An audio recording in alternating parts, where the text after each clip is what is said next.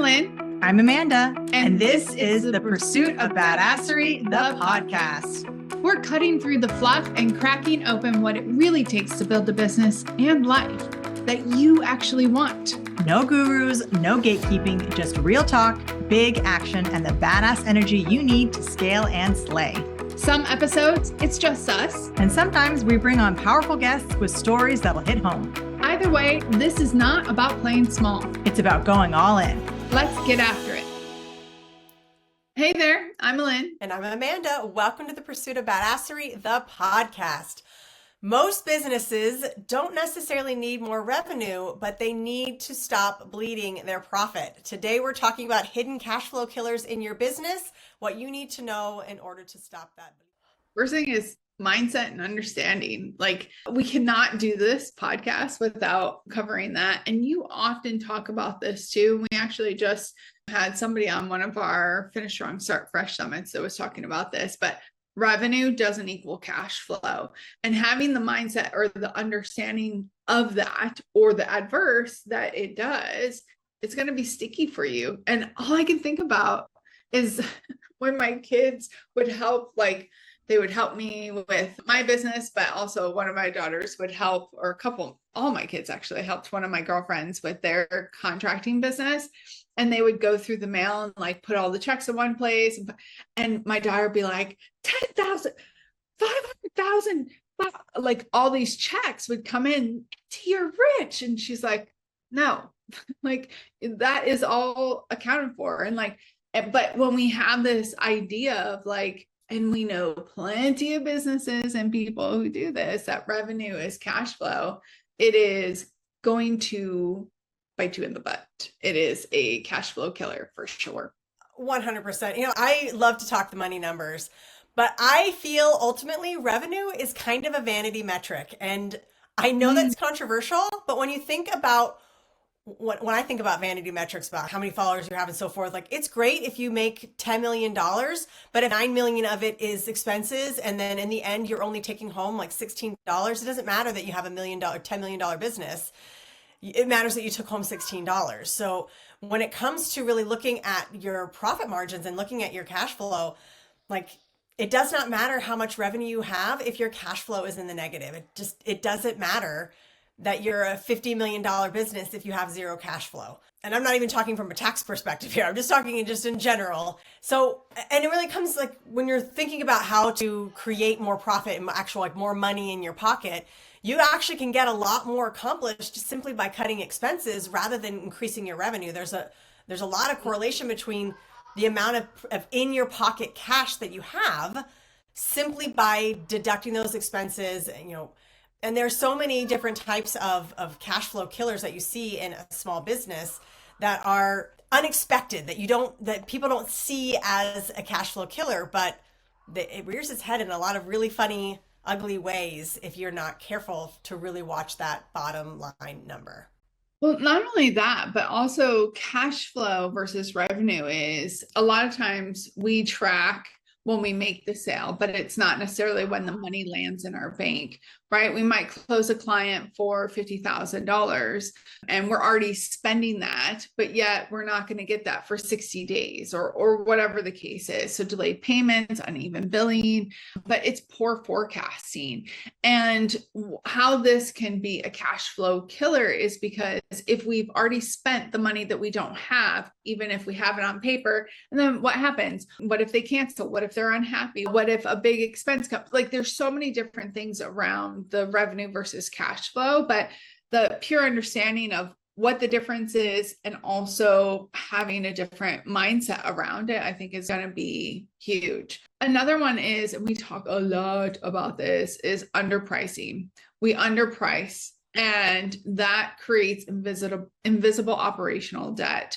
It builds up over time, and underpricing also coupled with, I know this is in your mind because we just talk about not raising our prices, like that underpricing / not knowing when to raise our prices. I call it the silent discount. It's like you're not raising your rates, even though your costs are increasing, and you're trying to stay loyal to the customer, and the customer would never pay more. Yeah, they will. Would they rather not have your business because you priced yourself out of business, or would they rather pay like 15 cents more. They're going to want to pay more for your service. So yeah, I call it the silent discount, and it's a discount killer because so many businesses will go decades without raising their prices. And I say this with love, I hope my client is listening right now. When I suggested a $2 increase, they flipped out. No one's going to pay $2 more. Yes, they will. They just paid, $15 for a carton of milk. They will pay $2 extra for your service. It's been 5 years to raise your prices. I love you, but I'm going to say it again. It's been 5 years to raise your prices because it's a killer for your business. It's killer. It is. It is. And unless you're Walmart, most people are not in it for the masses. And we're not saying to price yourself out of a market. Like, that's also not what we're saying, but you don't know what people are going to pay. And the cost of living is in no means going down. And so unfortunately, that means that the cost of you doing business is also going up, right? So how are you compensating for that? Are you just getting a shit ton more clients, which is putting stress on your employees, on your SOPs, on your frameworks, on all of that, because you have to compensate for that, which is good. You can grow, but is there a harmony between it, right? So you don't want to be putting stress and just adding people to take the stress off of people. You want to be adding people to grow your business, not to take away stress. And when you underprice or you don't raise your prices, like, that's what starts to happen in this imbalance, and it creates a cash flow killer on multiple levels, not just on the client side, but on your operational side as well, on your business side, etc. And along those lines, unprofitable offers. Ooh. This time of year, we've just come off of like Black Friday and all the Christmas sales, and there's a lot of reasons to have deep discounts at that times. Maybe you're trying to turn inventory, maybe you're trying to create customers. But when you have an offer that's a consistent offer, but when you do the math, you're losing out every time you sell it, like, that's a big red flag. So maybe it feels good emotionally, like, oh, it's only $9.99, but if it costs you $12.99 just to have it, you're losing money every time it's sold. So it's a bad thing when you make that sale. So, and I've seen this offer where they have these intro specials and like, oh yeah, I sold 400 of them, but nobody converted and they never came back because I was underpricing. And every time I sell it, I have to pay my instructors, or I have to pay my staff, or I have to do, the cost to turn on the electric for that is more than I'm making in that offer. And that's where there's a big no-no area. I mean, it's one thing to do a promotional deep discount for a holiday sale. It's a one-time thing, again, to turn inventory, to create a different outcome. But if it's an offer you have all the time on the books and it's never, ever in its existence going to make you money, what are you doing? Why is it there? Why are you, you're not a nonprofit. I mean, even if you are a nonprofit, nonprofits make money. So what are you doing? Yes. Another one, and this one is going to sting a little bit. And, I can fall into this loop in a different way, actually, just recently, because I'm such a giver, is overservicing. And overservicing disguises, this is client care, but we train others. Oh my gosh. And we're not saying don't do more, but doing more all the time, absolutely, and not with intention behind it, it can kill your margins. Generosity without boundaries becomes resentment and exhaustion eventually on your side. And on the client side, it becomes the norm. And this is in general, right? But it's more it happens quite often. And so making sure that you're going above and beyond in the way that is not over-servicing. But at the end of the day, if they paid you for a service, like, I think of like Sephora, when you continue to shop at Sephora, they'll give you, and Sephora's not the only one, but they'll give you like a gift, or like for your birthday, you get a gift, but you get these freebies. And I remember in the US, like, they constantly were giving freebies at Sephora, right? Every time I went to Sephora, no matter how much I spent, I would get some kind of freebie, a new product, a new this. In Thailand, that shit does not happen. And so I started to get a little pissy, because like, I have to ask for free stuff. Like, do you have a sample on this or a sample on that? And every once in a while they might give a sample, but they don't. And that's a whole other thing. Like, there's a shitty point behind why they might not give as many samples, which I'm not going to get into, but like that, but I got used to a certain level of over service. And so I actually stopped shopping at Sephora a while because it was happening. I was getting free things at one of the Sephoras for a while, and then something shifted. And so I know it's more of an internal kind of thing, and I have some intel on that. But at the end of the day, it made me pissy. And why though? Because I got used to the over servicing, right? And so it's a perfect example of like, we get used to it. And then when their boundaries are put, either good boundaries or not so good boundaries or consistent boundaries, I'll say, then the customer feels some sort of way about it. Yeah. And sometimes it's entitlement. Sometimes, I mean, I say it from a very United States. Sometimes people just feel entitled that they should get, or that so-and-so gave me something for free, so you should give me something for free. And we don't want you to fall into that trap where you feel obligated to offer something out of the idea of it being good service, or like, this is just to keep clients happy and I have to be customer forward. That's, again, cash killer. Another one I know I have to mention this is emotionally pricing things. I do not like emotionally pricing things. I don't like emotions at all. But pricing from insecurity, or pricing, you're not necessarily the value of the data, pricing because, oh, so-and-so is never going to pay that much, or this person down the road pays this, so I'm going to undercut, or I'm going to pay this much. You don't know what their expenses are. You don't know what the quality is. So pricing based on just like, it felt like the right price, or, you know, I had somebody come to me recently said, well, I priced it based on that because the astrology was lining up. And I'm like, dude, I need you to pick the cards again because that's a terrible price. And I'm not trying to be rude about it, but it's emotionally pricing things based on how it feels and not necessarily on the value or the data that can back it up and like the market research that you actually need to have.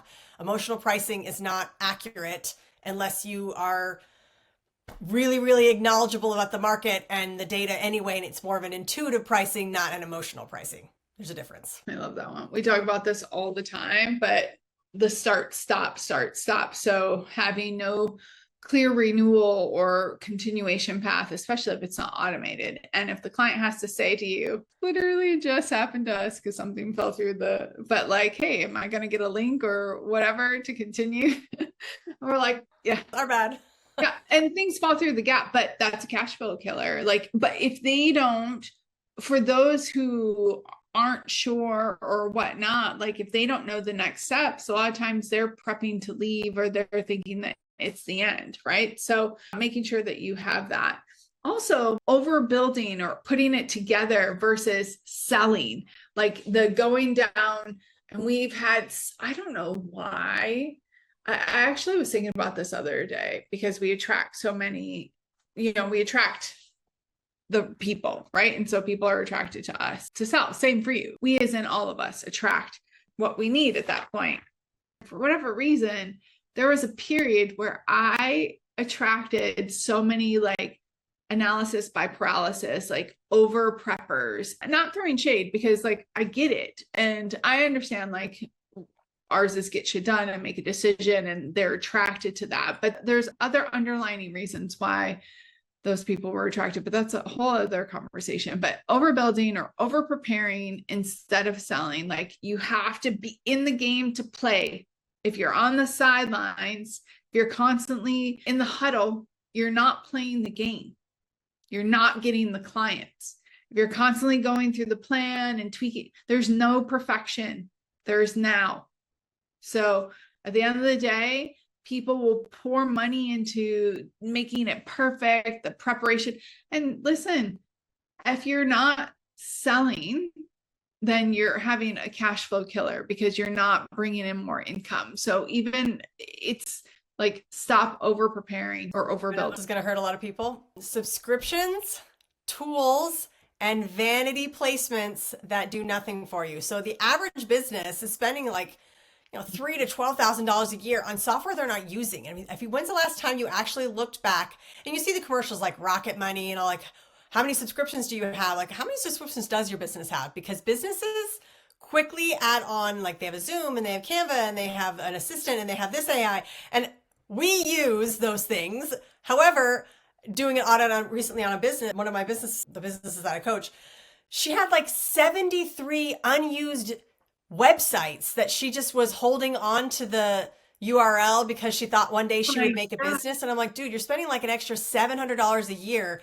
on business ideas that you're never, like, she's 65. Okay. She's never going to start these businesses. And you're like, oh, well, I thought maybe I would franchise this. I'm like, when? You've held on to this URL for 20 years now. Like, you could sell it for $1,000 right here. Like it says on GoDaddy, you can sell it. Let's sell it. So having these like automated things that you have going through, like having subscriptions, having tools that you're not using, or having a vanity purchase. For example, I'll give my own vanity purchase. So I don't know, like 20 years ago, I was approached by a very, very prominent magazine in Hawaii Luxury Living. And I wanted to be in that magazine, and Hui Ho, which was it's like an in-flight magazine on the Hawaiian Airlines and so forth. But the point is, it was very expensive to advertise with them. And I was like, I want to be in there because it's a status thing. So it's like Sotheby's and like all these big real estate companies were in there. And I'm like, my business should be that caliber. So I'm going to spend a ridiculous amount on advertising because I'm supposed to be that caliber, but my business wasn't ready to sustain it. I purely had that in there. I had my face in that magazine because I wanted the status and I wanted to show everybody how like well the business was doing, even though the business could not sustain that clientele. It wasn't even technically the ideal market. And so I was using this vanity, like thinking that if I just will it, it will come without any kind of real strategy. Like the strategy was my vanity and my ego, and it cost me tens of thousands of dollars in ad spend that never paid off. What do you have on the table that's unused, like unused software? What's being supported by just your ego and not actual cash flow? Like, take a look. What are you spending your money on? All right. Another one. Too many offers. Too many offers dilutes focus.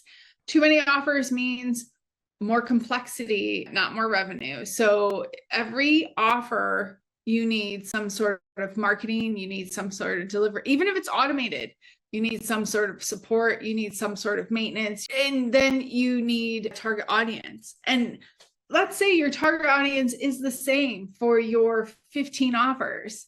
How's your target audience making a damn decision then? So either way you look at it, too many offers is a cash killer. Like, it is a cash killer because it's too complex. There's too many things, and people get decision fatigue on the back end or on the client side, or overwhelm. But on your side, like, it's chaos and overwhelm because you're just putting just enough into this to make that move, and then you have to start here.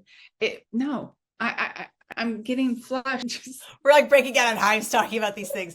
And the one I want to talk about very briefly, because we talk about all the time, follow-up. 80% of sales happen after that fifth touch point. So like follow up. And we could literally talk about this all day long and break out in hives over everything. We're already breaking out in hives. But ultimately, we want you to think, like, track your metrics, track your money metrics. Where is your money going? Where is your time going? Where is your energy going? Look at a quarterly expense audit. We just talked about planning your goals quarterly. Like, plan your money quarterly. What are you spending your money on? Where can you cut the dead weight ruthlessly? If software is not working for you, cut it out, try it back, try something else, try a new version. Maybe something new has come out. Maybe something more efficient has come out. Maybe you're just not ready yet and you might need to revisit that in 6 months. But protect those margins like your business depends on it, because it absolutely does. One more.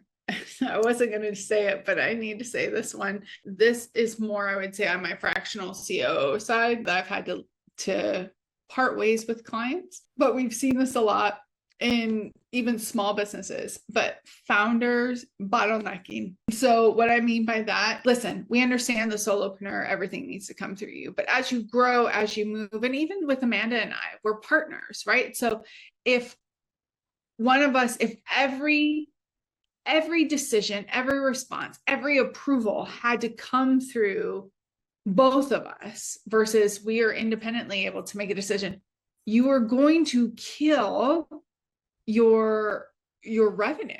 And I'm literally going through, I just had this conversation with a client, literally going through this now, is that we have someone who's keeping everything close to their chest and they're trying to make the decision and do all of this. Everything has to run through them. And some of it is for ego, and some of it's because they're a new founder and they don't quite understand. By the end of the day, it's not only going to be a cash killer, or it's probably going to be a business killer if these founders don't figure it out. It might feel safe, but that control limits your ability to move. It limits your ability to scale. It limits the people around you. And so if there's founders, if there's 1 or 10 or 2 or whatever, and everything has to go, also limits the power that you give the people that you bring on, right? And so systems and being able to allow others to have that autonomy and like really lean into their role doesn't remove you, it multiplies you. It allows you to do what you should be good at versus just killing your cash flow and potentially killing your business. So we want to know, where are the cash flow killers in your business? So this many. Is your homework this week. We want you to open up your QuickBooks, open up those spreadsheets, and actually do a little audit. It doesn't have to be a long-term one. Just do a little audit of what the cash flow killers are going on in your business right now and see if you can cut back to increase your profit, not just your revenue. You know, I just was reminded of, remember when we did the time killer ones? Ooh, that was so much fun, and the eye-opening of those people in our another one. We should. Anyway, make sure you hit subscribe, and yes, go ahead and follow us on social media as well, The Pursuit of Badasserie. We would love to hear your engagement. If there's another topic that you want to hear about as well, let us know in the messages. But until next time, get after it. Thanks for tuning in, but remember, listening is not doing. Take what you heard today and move. Share the episode, leave us a review, and tag us when you take action. Head over to thepursuitofbadasserie.com and see how we're helping entrepreneurs get results without the fluff. Until next time, let's get after it.